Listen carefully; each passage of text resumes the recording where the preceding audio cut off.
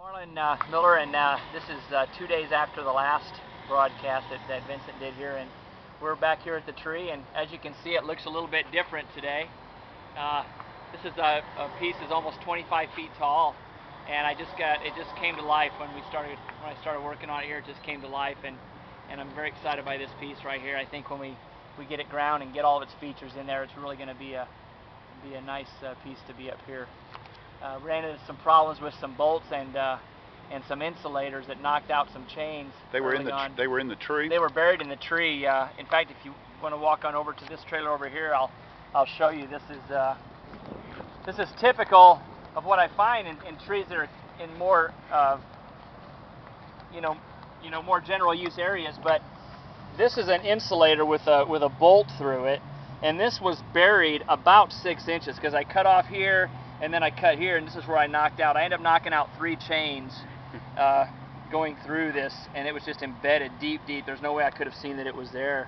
And just an old... So the tree just grows around it, Grew around it, old-timey insulator. So that's one of the things I have to contend with beside the sun out here, but I'm just really excited by the... Let's get a close-up of the tree and describe to me what people are going to be looking at, where you are in the progress.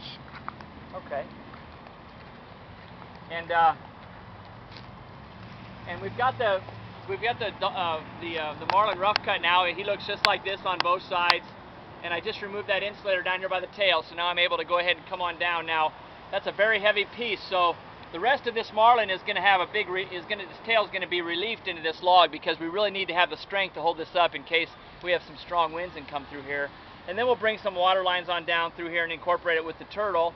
And later on this afternoon, I'm going to start on these mahi up here, and hopefully they'll turn out with the same grace that the Marlin did.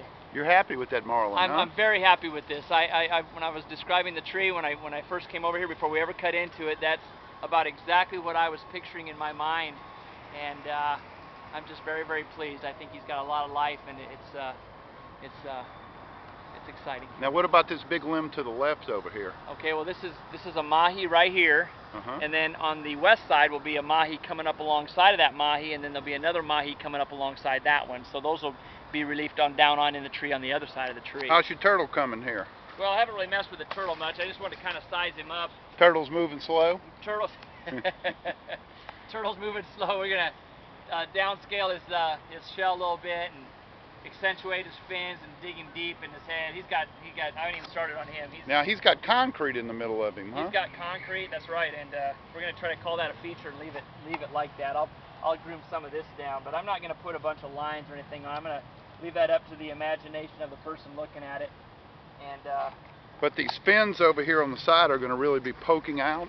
Now these flippers here, I'm going to try to get them real deep reliefed, and if I can get my big saw up in here, I'm going to come down through here and actually get them protruding out a little bit if I can. Certainly at least 1 or 2 of them will be like that. And as long as I can maintain the strength so they can't be broken off. So this thing was just shy of 24 feet tall, huh? It's just under 24, that's right. And here's the mahi. See, there's the head of the one. There'll be another mahi, and then the last mahi is actually going to come right down here into this trunk. And I'm gonna carve those, and I'm gonna grind them down, take them to a smoother finish, about 80 grit instead of 24, which is typical when we go here with these trees. And I'm going to go back and put a white primer on those fish and prepare them for Renee on Sunday to... So now what is Renee going to do with the painting, your wife Renee? Renee is a fish painting expert, and she will paint these fish, and they will look like they do right when you catch them and reel them into your boat.